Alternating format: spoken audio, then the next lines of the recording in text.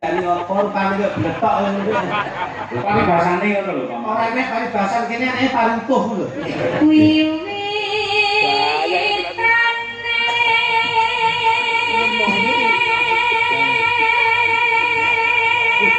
Ora gagah.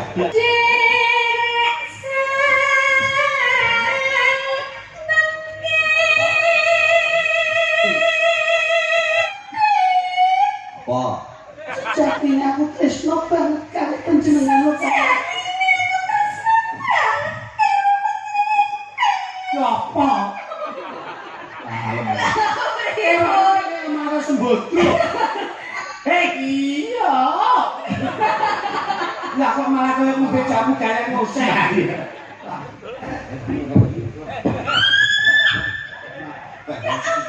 Lah aku tak angkat lho. Rasane.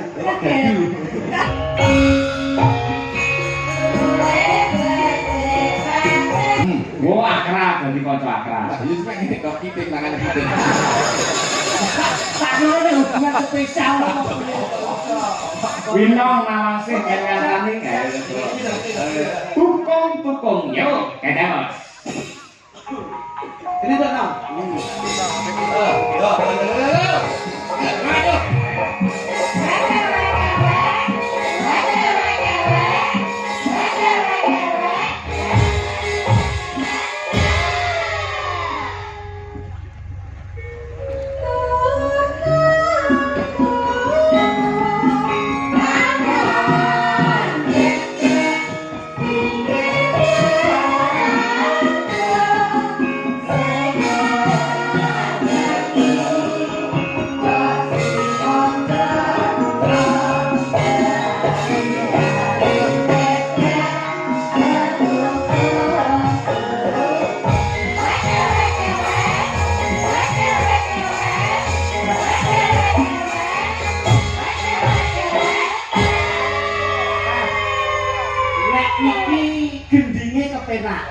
Sing mboten kepenak niku peragane.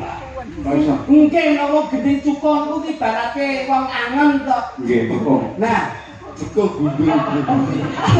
oh iki ngono gendinge cukul.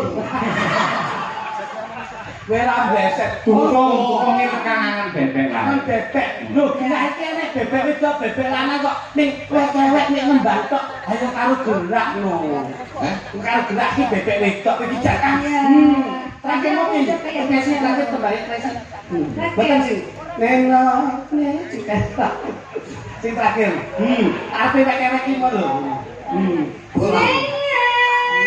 Janji basi mondra guna sehari-hari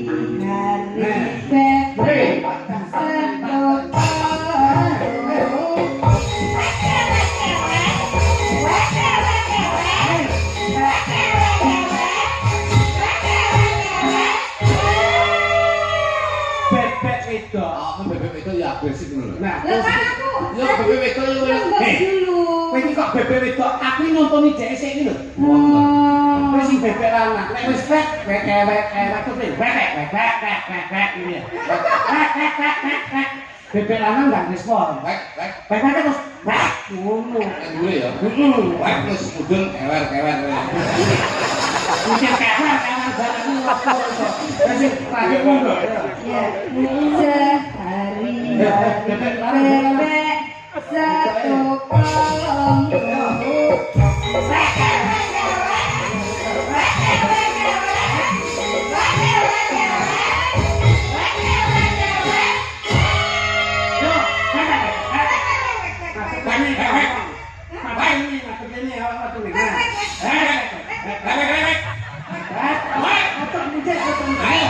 Aku tak owek.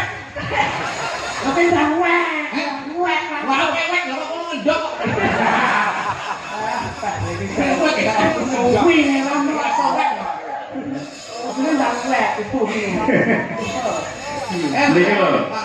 Napa? Nggih, enten pamundhut saking Pak Sukamto kejawi ngersakaken ngimpi ugi ngersakaken sesideman. Nggih. Pancen Pak Kamto piyambakipun budaya saestu Mas. Oh, saestu. Ben dalu nggih sok apik ngersani panjenengan. Nggih. Main gesang. Dados wong budaya ki ora kok kudu duwe. Nanging seneng piye? Nggih, sore bate. Kula sakon sampun dipun rampung. Niku amplope nggih enten arep-arep. Amin. Yo gedeng sisi demak kali yang gedeng ngimpi. Nggih. Saking Bapak Sukamto. Kalau sembalun lalu dumateng warga masyarakat ingkang dalu menika mirsani ringgit. Mugi-mugi sedaya pinaringan sehat, waras kathah rezekinipun. Amin. Lha kuwi sing isor mbok tuwaca kuwi. Keluarga Pak Sukamto. Sukamto apa nek tulisane? Pangapunten Mas Cahyo Puntadi, menika wonten tali asih nggih menika arta 700 kagem kru Madangkara. Sembah nuwun ya bukan lho. Alhamdulillah ini transparan. Transparan. Awak nggih to Mas? Jujur. Nyambut gawe iki padha kesele, padha kringete ya. Ora amanah lho. Berapa omset berapa? 700. Enggak ada ini. Loh. Jenengane mari 700 loh, Pak. Sik tok iki mau ki tak buka sik nutup ngene iki line sik kelep ditangkani karo kluthuk. Kok nyalane aku lho. 700 loh isine. niki wau teng pundi? Wonten Mas Cahyo. Mas Cahyo, panjenengan saestu mboten ngasta. Wah demi Allah kula. Mau kula ngapusi. Iki ana artane lho. Mungkin 700. 700 tulisannya 700 loh ini. Kalau cari itu terus. Ora enak iki mau layang beda iki. Niki lho, saking Pak Kanton nyuwun gendhe ngimpi. Sampun kalian sesidengan. Kagem masyarakat Karanggayan. Saking Bapak kami tuwa. Salam sedherek mensani. Mas Cahyo pun tadi wonten tali asih 700.000 iki lho. Nggih, ada tali asih 700.000 untuk Madangkara dan 500.000 untuk Mbak Winong. Sik ta. Kowe aja sembrono lho. Oke, karo tulisan. Iki zamane zaman anu lho iki. Oke, anu tulisannya kayak banyak deledek nih. Enggak, itu 700. Ya wong 700 kowe aja sembrono lho. Awake dhewe diparingi rezeki karo Pak Kanto piye carane amanah itu dilaksanakan dengan baik. Iki usune iki usun wong bebayane kabeh. Ketok lat kasus langsung. Iya, Ciduk tenan. duwe kaya ngene nganti dijupuk ora gayane apa-apa, malah penyakit. Wong iki kanca-kanca mesake padha-padha meleki kok. Ayo meleki. Lah, tenang to. Kok ngono to? Oke, tulisannya deledek nih. 700.000. 700 loh. Iya, dah. Iya, 700.000 untuk Madangkara itu loh. Ujungnya di mantis kok.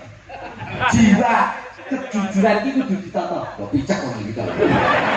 Lah kok sing gowo sampean kok arepe maido kancane. Ayo, ora lah, ora sampeyan kan. Nah, 700.000 kok. Kejan mbok ngaso to. Sumpah kula mboten ngerti kok. Mungkin menerima pasti lima. Dinggo Madangkara loh, kok diambil. Aja ngisi-ngisi asmane Mbak Sampel. Iki malah tak tampa malah dadi perkara. Wong duwe 700 dadi 500 iki ora aku. Pak Kampo piye jujur ora kok ngapusi ngawur iki. Sumpah kok tenang. Mbok. Wis sing buka kowe salahmu. Iki seksi iki dipijul. Lho dipijul. Kalau ora mijo ki mijo kok presiden kok ya. Anu samu. Ayo, lu jauh Mas, kesan kok. Bentar jawab. Ndak kulino kaya ngono kuwi. Pangapunten Pak Kanto. Loh, apa kok urusane Pak Kanto? Timbang kula dikeroyok niki yen tambah 200, Pak. Namun, ndak oleh ngono lho piye kok mbok parane nanti sing 200. Ngawur apa aku mbok kon wis mungkin ora enak tulisan 700 iku. Sampe dhewe sampeyan kok yo manut. Tepatnya sepelane ngono. Ngono. Sesijian nggih, Gus. Nggih, men dibawani komplit. Monggo. Mboten om kluthuk aja. Kamu bawa seolah-olah kamu itu terpesona dengan saya. Kira ceritanya iki apa? Kisah cinta antara seorang kaya raya yang tutup sampai seorang sinden. Nah, ngono Jadi ngeke galang kerapu. Sing didani apa rupane kok bletok ngono kuwi. Tapi bahasane ngono lho, Pak. Ora nek paribasan kene anake parutuh lho. Paribasan ngono. Bawa lho. Ya. Sing kok ya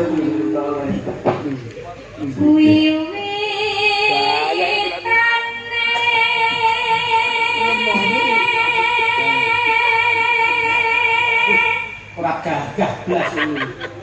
Satrio sing gagah. Sugih iki bebas ngawur iki. Mosok senenge kalian iki kok. Hah? Senenge kalian iki. Lah nek yo iki lho, ora. Wis kok ngono gue tapi karo aku tak jamin saulan. Sugih. Kadol kalungmu. Ada-ada kok sombong iki.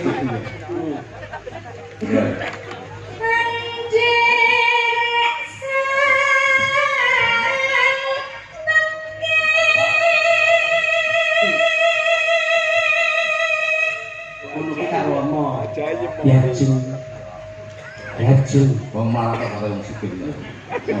Ben paling Sing larano lho. paling tidak iki ben ngerti. Sing edaran kae kok wah kaya aku ya beden. Tukang ngecut kudu. Apa? Kowe galakmu kok kakek ciu model. Sing biasa ngono lho, datar. Wong sugih iki bebas ngelakuin liyane lho iso. Oh ya aja semena-mena caramu ngono ya sik didemo tenan rada nganu. Sopo sing demo? Wong tuku didemo. Lah nek tuku terus nambayar kok tinggal ngalih. Mas kudu. Rada ngalih nduk suaramu rada. Apa? Sejatinya aku tresno banget karo panjenengan lho. Ya apa? Marah sembodro. Lama derek kan endel. Sejatinya aku tresno karo panjenengan lho Kang Mas. Iya. Odo. Yo gak enek pembahasan sing nginjak. Ojo dry text lah. Odo. Menawi kula Tesel, tresno aku pengen roh sepiro gedene katresnanmu malah. Terus ngoten bangun.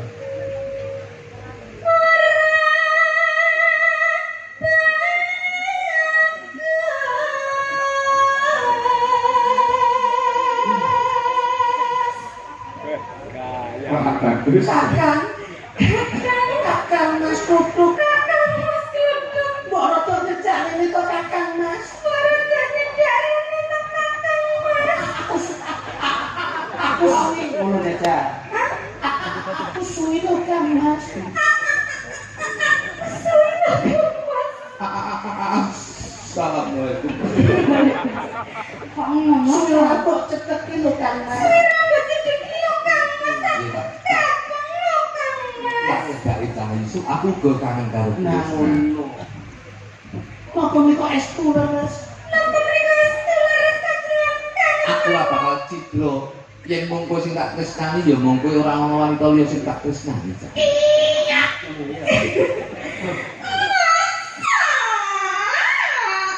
Iya. Lah kok malah koyo ngombe jamu galen ngoseh. kan aku kepo.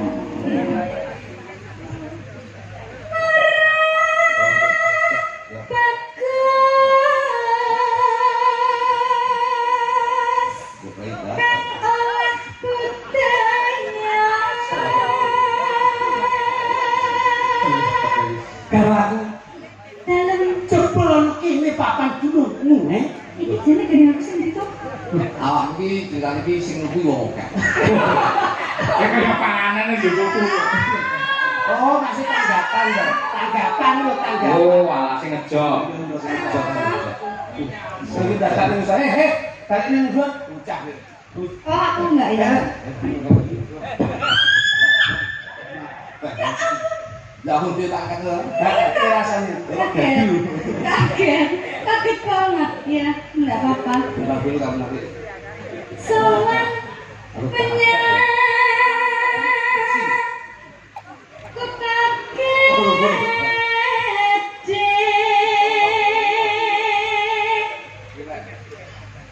bener terus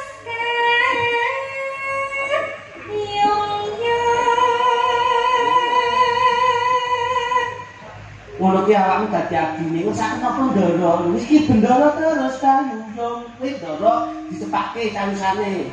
Wis sak napa Nah, ngono. Apa badhe ngunjuk teh, kopi, menapa niki? Lho, Teh.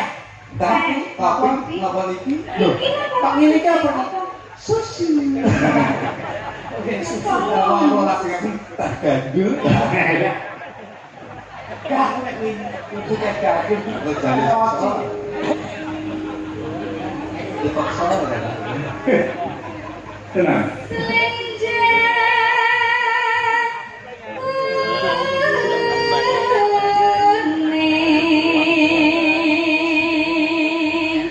Ngono.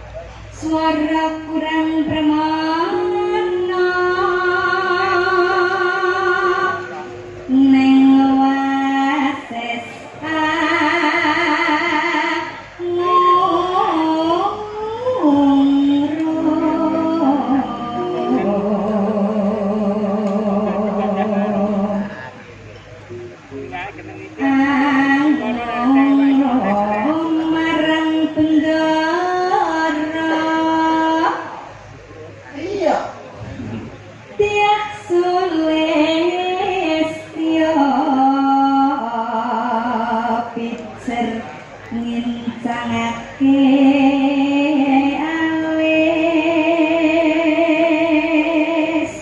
Masuk. Oke. terus no sesideman